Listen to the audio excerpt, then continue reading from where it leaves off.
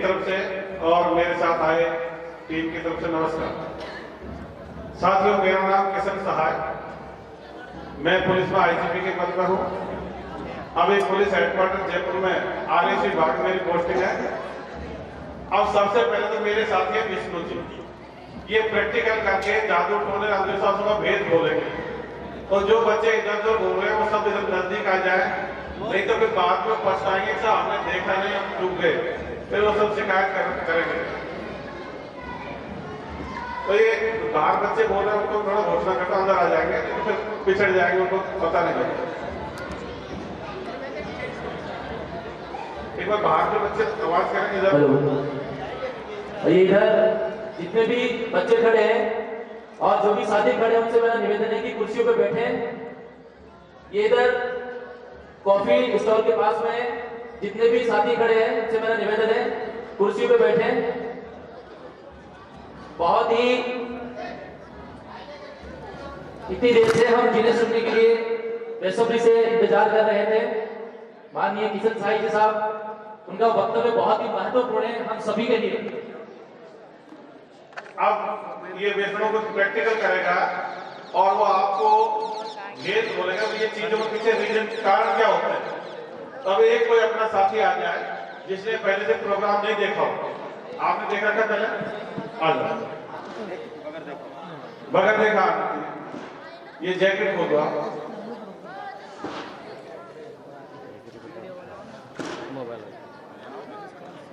आ जाओ इधर। देखा नहीं तो इधर उधर जनता इधर पेश कर लो और इधर और पीछे पर देखना है,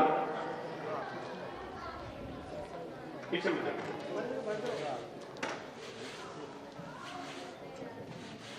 आप देख लो पीछे, एक मिनट पीछे देख लो। विष्णु ने आपके पीठ में क्या फेरा था? शायद बुरुश फेरा होगा। बुरुश फेरा था क्या? क्या फेरा था? हाथ फेरा था। तो ये इनके पीछे वैज्ञानिक कारण है, जो कि विष्णु ने बुरुश अपने यहाँ फेरा और अपना जो शरीर है उसका शौचालय के कंपन का वो कंपन के शरीर पे चलेंगे, इन्होंने सोचा हाथ फेरा होगा। तो ये जादू टोने में मतलब कुछ या तो वैज्ञानिक कारण होते हैं या ओटे पर्दे में चालाकी होती है, या तो विज्ञान होता है या ओटे पर्दे में चालाकी होती है। अब जैसे कई बार कहते साहब इनके दिनमान खराब है, कि प्रेत वगैरह रूठ गए, तो विष्णु जी क्या किसी के अगर दिनमान खराब हो तो बता दे, उसके प्रेत को हम प्रकट कर देंगे हवस के दौरान। तो किसी की कोई समस्या घर में चलती हो, प्रेत किसके रूप में बता दे, इनके प्रेत को बुला देते हैं। हाँ। तो हवन के लिए अपन क्या करते हैं? हवन के लिए क्या जरूरत पड़ती है? धूप की जरूरत पड़ती है, तो विष्णु धूप भी लेके आया है। और क्या जरूरत पड़ती है? घी की जरूरत पड़ती है, तो ये शुद्ध घी भी लेके अब क्या है। तो जो बाहर बच्चे घूम रहे थे वो पछताएंगे साहब हमने देखा नहीं है।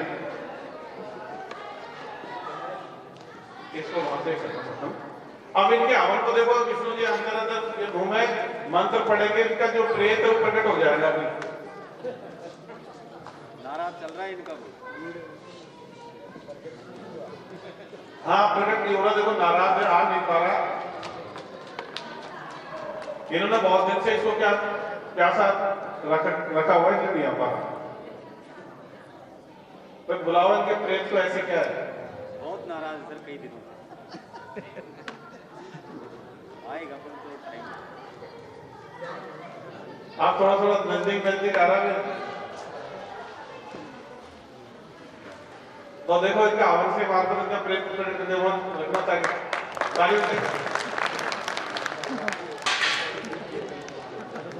अब इनका प्रेत बहुत नाराज था, कारण क्या था कि प्यासा था। अब देखो विष्णु जी पानी पिलाएंगे के प्रेत को और ये प्रेत पानी को पी जाएगा, सबके सामने पानी डालेंगे।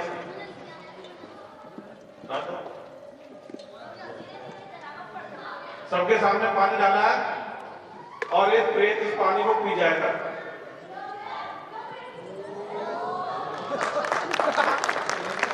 अब इनके प्रेत का झूठा है तो सबको दे दो ताकि सबके दिमाग ठीक आ जाएंगे। मैं करना मत दे दो सभी को। इधर की बाबा को दे दो जो मंच पे बैठे हैं सारे के सारे।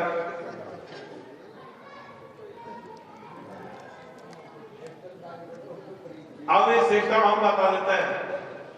ये जो इन्होंने आग लगी थी तो जो हम कह रहे धूप है वो धूप नहीं है, वो क्या पोटेशियम परमैंगनेट है, लाल दवा बोलते हैं KMnO4। और जो हम कह रहे थे ये घी है, वो घी नहीं है, वो क्या ग्लिसरीन है।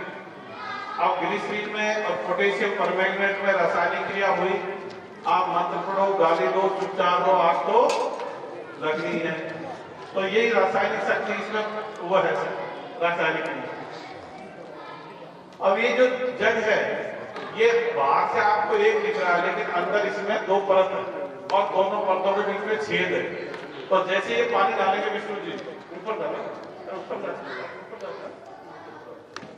ऊपर से जैसे ही पानी डालते हैं दोनों परतों के बीच में छेद है, तो पानी निचले परत में चला जाता है, टोटे ऊपरी परत से जोड़ लिए। तो अपन क्या कहते हैं कि उसको प्रेत पानी को पी गए। अब जब चरणामृत देते हैं तो तिरछा करके और पानी को छेद के बाद हम निकाल करके तिरछा करके और चरणामृत दे देते हैं। तो इसमें मतलब दोनों परतों में छेद हो गया। तो यह तो ओट के पर्दे में चालाकी होती है, ये विज्ञान है। अब आप लोगों ने सुना होगा, पढ़ा होगा सब रामायण में कि वो नल नील के हाथ में सत था, उनके हाथ से पत्थर तैर जाते थे। तो आज आप लोगों ने सब चेक कर देते कि आपके हाथ में सत है कि नहीं है। तो हमारे पास पत्थर भी है और सीमेंट की ईंट भी है। तो कोई अपना सत चेक करवाना है चाहे तो आ जाए, आ जाओ। अरे पत्थर डूब गया तो ये पत्थर है, क्या नाम आपका? मदन जी का हाथ से नवोदय में अगर सत होगा तो मदन जी का अपनी तरफ से आओ ताकि सबको दिख जाए। डाल दो पानी में, बाल्टी डाल दो। हाँ देखो मदन जी के हाथ में सत है, पत्थर तैर गया, सब ताली बजाएंगे। बाल्टी को पानी डालता है, सबको दिख जाएगा। ऊंचा कर दो, ऊंचा कर दो।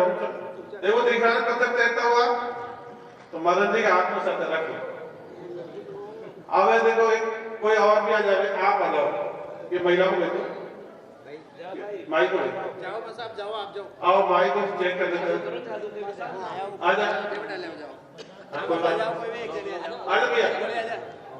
आ जा, अरे वो दूसरे कोई बात नहीं भैया को बोलो। अब सीमेंट की ईंट है, आप देखते हैं भैया में सतवत, क्या नाम भैया का? कन्या बाई है। अब देखो अब ये पानी में डालना बाल्टी में, कोई अगर वीडियो बनाना चाहे तो बना सकता है, डाल दो बाल्टी में। कन्या भाई ने बहुत धीरे छोड़ा लेकिन तैर गया सीमेंट की ईंट भी, तो इनके लिए ताली बजाएंगे। अब ये जो पत्थर तैरे हैं, ये सीमेंट की ईंट तैरी है, ये कोई सच के हिसाब से तैरे होंगे या विज्ञान के सिद्धांत से तैरे होंगे? शाबाश। विज्ञान का सिद्धांत होता है, आर्किमिडीज का सिद्धांत, किसी वस्तु के द्वारा हटाया गया द्रव का भार ज्यादा हुआ वस्तु से तो वस्तु तैरेगी, कम होगा तो डूब जाएगी। तो जो हमारे पास पत्थर है ये समुद्र का पत्थर है, मूंगे की चट्टान है। इसको अंग्रेजी में कोरल रीफ बोलते हैं, हिंदी में मूंगे की चट्टान बोलते हैं, और ये समुद्र में ही बनता है। और ये उधर का पत्थर रामेश्वर साइड का है, तो इसके अंदर हवा के बुलबुले हैं, इसमें इसलिए तैर गए। ये जो सीमेंट की ईंट है ये कोई समझ लो बस आप लकड़ी का गद्दा, ऐसा कुछ नहीं है तो सीमेंट का ही, पर इसको इस तरह से बनाया कि इसके अंदर हवा के बुलबुले हैं, इसलिए तैर गए। ठीक, तो मैंने आपको भेद बता दिया। मतलब इस तरह का कुछ होता नहीं है, चमत्कार सत्य भूत प्रेत ऐसा कुछ भी नहीं होता, या तो विज्ञान होता है, वो के पर्दे में चालाकी होती है। तो इसी क्रम में अपन पूरे भारत को, पूरी दुनिया को सही दिशा देने के लिए, दुनिया अपन समाज कैसा है वो अपन से छुपा हुआ नहीं है। अपन जातियों बटे हुए, धर्मों में बटे हुए, बेईमानी का बोलबाला, अंधविश्वासों में डूबे हुए।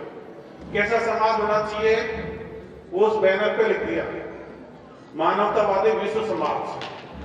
अंधविश्वास मुक्त, वैज्ञानिक दृष्टिकोण युक्त, परंपरागत धर्म विहीन, जाति विहीन, नस्लभेद मुक्त, साहसी, शिक्षित, स्वस्थ और उच्च नैतिक मूल्यों वाले मानवतावादी विश्व समाज का निर्माण करना अपना प्रमुख लक्ष्य होना चाहिए। लक्ष्य का मतलब है धीरे धीरे हमको इधर बढ़ना चाहिए। जातियों को, धर्मों को तो धीरे धीरे खत्म करो, नस्लभेद को बंद करो, विज्ञानवाद को बढ़ावा दो, अंधविश्वासों को खत्म करो, नैतिकता को बढ़ाओ, साहस, शिक्षा, स्वास्थ्य, इनको बल देना, इनको आगे बढ़ाना। तो जब ऐसा समाज बढ़ेगा तभी अपन सब एक साथ आगे बढ़ सकते। जातियां किसने बनाई है? आदमियों ने बनाई है। धर्म किसने बनाए? आदमियों ने बनाए। अंधविश्वास किसने गढ़े? आदमियों ने गढ़े। अब वो गलती से गढ़ान आ गए, इससे अपन बट गए। अब अपन को लगा ये चीजें गलत है तो अपन को धीरे धीरे मिटाना चाहिए। जातियों का भी खराब रूप क्या है? वो है छुआछूत। तो छुआछूत अपने समाज में व्याप्त है। इसका अपने यहाँ पर इस इलाके में है कि नहीं है? क्या अमेरिका की देन है? क्या इसमें पाकिस्तान का हाथ है? क्या छुआछूत खत्म कर ले तो पैसा खर्च होगा? नहीं होगा। तो धीरे धीरे अपन देखो, अपन किसी के घर पे जाते हैं तो क्या अपनी कुर्सी या खाट लेके जाते हैं साथ में? अपनी चाय कप वगैरह लेके जाते हैं? तो कोई अपने घर पर आता तो उसका मान सम्मान की जिम्मेदारी किसकी होती है? अपनी होती है। तो कोई भी अपने घर पर आए तो किसी का गैर मतलब मान सम्मान कम मत हो दो। छुआछूत मानवता पे कलंक है, कमजोर पर अत्याचार।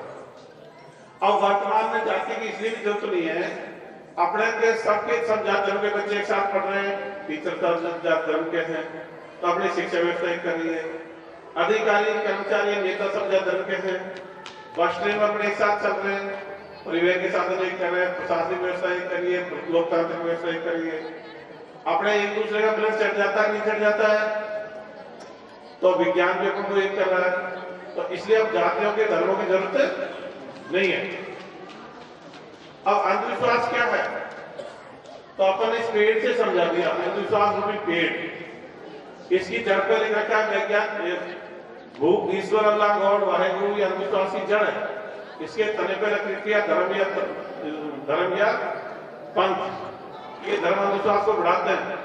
और इसके टहनियों पर, पत्तियों पर लिख दिया, अरे इसको वहां से कोई सा साथी, अरे विष्णु कहां गया?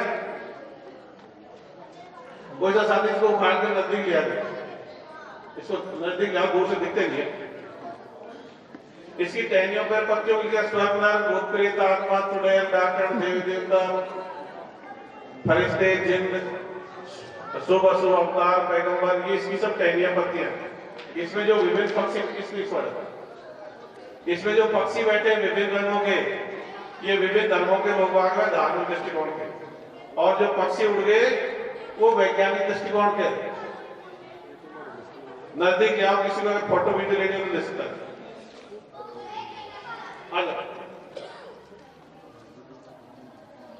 नहीं दिया। अब मैं आप लोगों से सवाल करता हूं, आज के बाद में आप वैज्ञानिक दृष्टिकोण के रहना पसंद करोगे या धार्मिक या ईश्वरवादी अल्लाह दृष्टिकोण के रहना पसंद करोगे? तो जो भी वैज्ञानिक दृष्टिकोण के रहना पसंद करे, दो हाथ खड़ा करके समर्थन कर देंगे। सारे के सारे अपने साथी बन गए।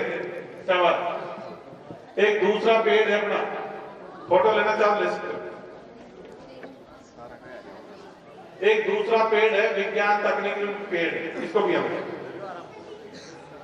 यह है वैज्ञानिक दृष्टिकोण, विज्ञान तकनीकी पेड़ तो टाइप है।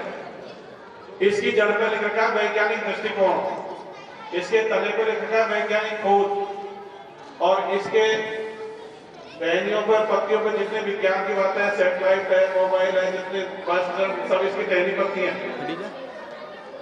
अपने देश का अपन क्या है?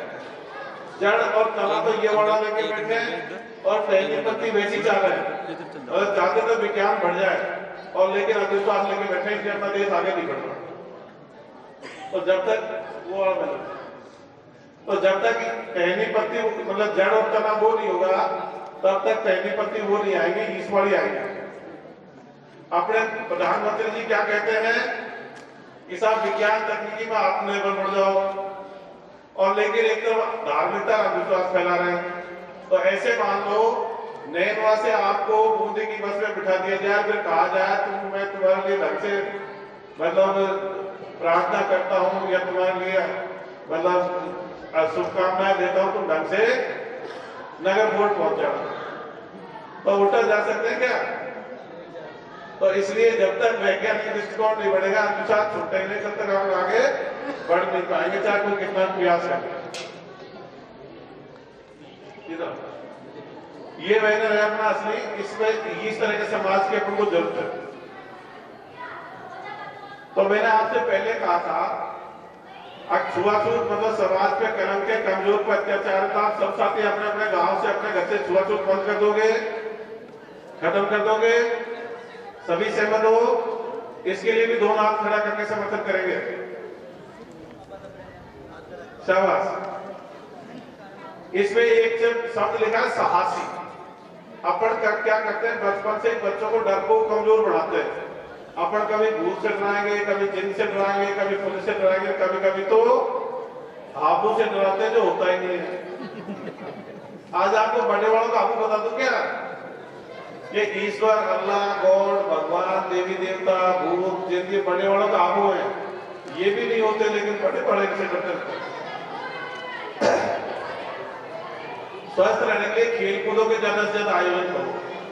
तो मैं ये चाहूंगा अपने यहाँ आसपास कबड्डी, कुश्ती, लॉन्ग जंप, हाई जंप, इनके ज्यादा से ज्यादा आयोजन होने चाहिए। अपने बच्चे खेलने के लिए तैयार है, लेकिन आयोजन कौन करेंगे? अपन बड़े, जो उम्र में बड़े हैं, पद में बड़े, उनको आयोजन करना चाहिए। अब हटा मैं बताऊं, राजस्थान का लड़कियों का कुश्ती दंगल सबसे पहले मैंने ही कराया था, और दूसरी बार भी मैंने ही कराया पिछले साल। मतलब लड़कों का तो कराते हैं, लड़कियों का कोई नहीं कराता। अभी भी हमारा प्लान है, क्योंकि जैसे मैं हूं ऐसे सब जगह अपना बराबर के साथी हैं, सब बराबर के भाई हैं। अभी भी ये प्लान है, पहले तो लड़कों का कुश्ती दंगल कराएंगे, फिर पूरी 2 तहसीलों का लड़कियों का कबड्डी का दंगल कराएंगे, और उसके बाद में लड़कों का कबड्डी का दंगल कराएंगे। तो मैं चाहता हूँ कि नैनवा में भी ये सारी गतिविधि होनी चाहिए। तो इस बात में आप सब सहमत हो नहीं हो? नैनवा में लड़कों का लड़कियों का कबड्डी कुश्ती दंगल कराने के लिए सहमत हो? दोनों हाथ खड़ा करके समर्थन करेंगे। शाबाश। अपने लड़की भी ये चाहती है कि हमको भी कोई खिलाए। तो लड़का लड़की सब समान है। आजकल पुलिस को देख लो, सेना देख लो, पैरामिलिट्री फोर्स देख लो, राष्ट्र देख लो, टीचर, सब जगह लड़कियां भी बराबर जा रही है। इसलिए लड़कियों के भी खेल कूदों के आयोजन अपन को ज्यादा ज्यादा कराना चाहिए। 2-3 सवाल और करूंगा अंधविश्वास में। मान लीजिए अपन ने 10, 20, 50 गांव से चंदा इकट्ठा किया 5-10 करोड़ का। अब 10-5 करोड़ का चंदा इकट्ठा करने के बाद आपके पास कई ऑप्शन है, मंदिर बना दो, चर्च बना दो, मस्जिद बना दो, गुरुद्वारा बना दो, या यज्ञ करा दो। और एक ऑप्शन यह है कि नैनवा में लड़कियों का हॉस्टल बना दो। अब बताओ कौन सा काम करना चाहिए? तो जो लड़कियों का हॉस्टल में सहमत हो, दोनों हाथ खड़ा करके समर्थन करेंगे। शाबाश। अपने विभिन्न गांवों से अपना आए, मान लिया आपके गांव में 2-3 लाख रुपए का चंदा इकट्ठा करें, और 2-3 लाख रुपए का चंदा इकट्ठा करके बोले साहब कोई महापुरुष की मूर्ति लाएंगे, या कोई छोटा मंदिर मस्जिद बनाएंगे, और कोई बोले कोई गांव के स्कूल में कंप्यूटर लाएंगे। अब बताओ कौन सा काम करना चाहिए? स्कूल के कंप्यूटर में सब सहमत हो? दोनों हाथ खड़ा करके समर्थन करेंगे। तो अपन को अब ये करने की जरूरत है, उन चीजों की जरूरत नहीं है, वो पुरानी चीज पड़ गई। अगर अपन को विश्व में सुपर पावर बनना है तो विज्ञानवाद पढ़ना पड़ेगा, गरीब कमजोर की मदद करनी चाहिए, समाज में एकता रहती है। अपने बच्चे बेरोजगार घूमते तो आपको बुरा लगता है नहीं लगता है? बताओ ये बेरोजगारी क्यों है अपने देश में? क्योंकि अपने विज्ञान तकनीकी में पिछड़ रहे हैं। तो अपने क्या है, रोजगार बाहर जा रहा है। कैसे जा रहे हैं? जैसे अपन ने राफेल विमान खरीदे फ्रांस से, 40 राफेल विमान खरीदे। कितने के खरीदे? 59,000 करोड़ के। 59,000 करोड़ के राफेल विमान फ्रांस से खरीदे। तो हमारा 59,000 करोड़ का रुपए का रोजगार कहां चला गया? फ्रांस में चला गया। खरबों रुपए के इलेक्ट्रॉनिक आइटम चीन से खरीद रहे हैं, तो खरबों रुपए का रोजगार कहां जा रहा है? चीन में जा रहा है। अपन ने अरबों रुपए के ड्रोन खरीदे इजराइल से, अरबों रुपए का रोजगार कहां चला गया? इजराइल चला गया। अब लोग कहते हैं विज्ञान तकनीक में क्यों पिछड़ रहे हैं?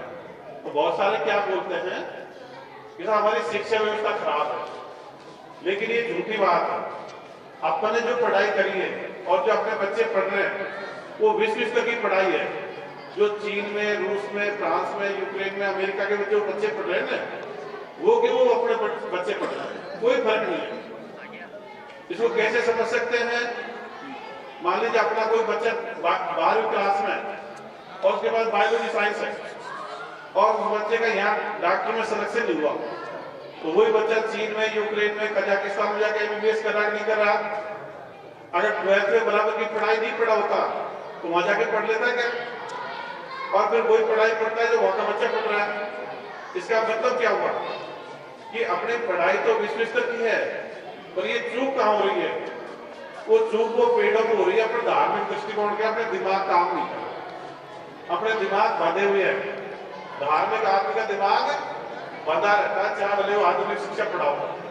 मैं एक सवाल करूंगा आप लोगों से, कैसे दिमाग बंधा रहता है? आपका दिमाग बंधा है, खुला। एक सवाल कर लो, आदमी का शरीर कितने तत्वों से मिलकर बना है? कौन कौन से? आप देखो, अपन सब विज्ञान पढ़े हुए हैं। तत्व है hydrogen, helium, lithium, boron, calcium, phosphorus, oxygen, nitrogen, ये तत्व हैं। और हमारे साथी क्या कर रहे हैं? पानी तत्व है, हवा तत्व है, अग्नि तत्व है। ये तत्व है क्या? अपन ने सबने विज्ञान 10वीं तक पढ़ी है, लेकिन अपन विज्ञान की किताब से उत्तर न दे करके धर्मग्रंथ की किताब से उत्तर दे रहे हैं। अपना जो धार्मिक आदमी होता है उसका दिमाग बंधा रहता है। जैसे मुसलमान है, उसकी सोच का दायरा कुरान हदीस पढ़ गए, हिंदू ग्रंथ है तो हिंदू ग्रंथ पढ़ गया। अपना सवाल सीधा पूछा लेकिन उत्तर धर्म ग्रंथ से। तो धार्मिक आदमी का दिमाग चलता है। चीन की जनसंख्या 142 करोड़ और अपनी जनसंख्या 140 करोड़, कोई ज्यादा फर्क नहीं है। पर फर्क कहाँ है? चीन में 90% लोग किसी ईश्वर या धर्म को मानते ही नहीं है, तो उनको वैज्ञानिक दृष्टिकोण सूट कर गया। और अपने 99% लोग धार्मिक है, इसलिए दिमाग काम नहीं कर रहा। वो पानी को अभी तक तत्व मानते हैं, हवा को अभी तक तत्व मानते हैं, अग्नि को तत्व मानते हैं। जबकि पानी तो यौगिक है, हवा मिश्रण है, अग्नि ऊर्जा है, उसमें ऐसे दिमाग बदला हुआ, इसलिए दिमाग नहीं चल रहा। अपने देश की जनसंख्या 140 करोड़, मतलब अपने कितने दिमाग हुए? 140 करोड़। फ्रांस की जनसंख्या 6.5 करोड़, रूस की 14 करोड़, दक्षिण कोरिया की 5 करोड़, इजराइल के 90 लाख, अमेरिका के 33 करोड़। लेकिन कहीं से तोप ला रहे हैं, कहीं से विमान ला रहे हैं, कहीं से ड्रोन ला रहे हैं, कहीं से कुछ और चीज ला रहे हैं। अपने देश में एक आंदोलन चला था 1905 में, स्वदेशी अपनाओ विदेशी वस्तुओं का बहिष्कार करो। उस समय वस्तुएं कहां की थी?